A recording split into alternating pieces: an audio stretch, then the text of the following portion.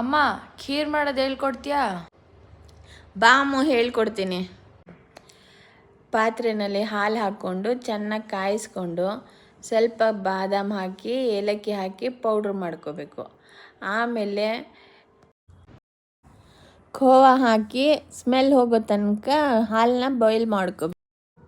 ಖೋವಾ ಹಾಕಿ 5 ನಿಮಿಷ ಆದಮೇಲೆ ಸಕ್ಕರೆ ಹಾಕಿ ಒಂದು 5 ನಿಮಿಷ ಕುದಿಯೋಕ್ಕೆ ಬಿಡಬೇಕು.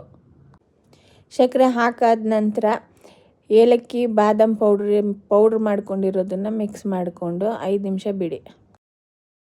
ಇನ್ನೊಂದು ಪಾತ್ರೆ ಎತ್ಕೊಂಡು ಮೀಡಿಯಮ್ ರವೆ ಹಾಕಿ ಚೆನ್ನಾಗಿ ಹುರ್ಕೋಬೇಕು. ಸ್ವಲ್ಪ ಬೆಚ್ಚಗಾಗೋ ತನಕ ಹುರ್ಕೊಂಡಾದ್ಮೇಲೆ ಕುದೀತಾ ಇರೋ ಹಾಲಿಗೆ ಹಾಕಿ ಮಿಕ್ಸ್ ಮಾಡ್ಕೋಬೇಕು.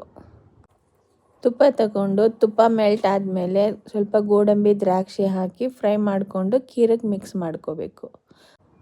ಗೋಡಂಬಿ ದ್ರಾಕ್ಷಿ ಖೀರಿಗೆ ಮಿಕ್ಸ್ ಮಾಡಿದ್ಮೇಲೆ ಅಷ್ಟೇ.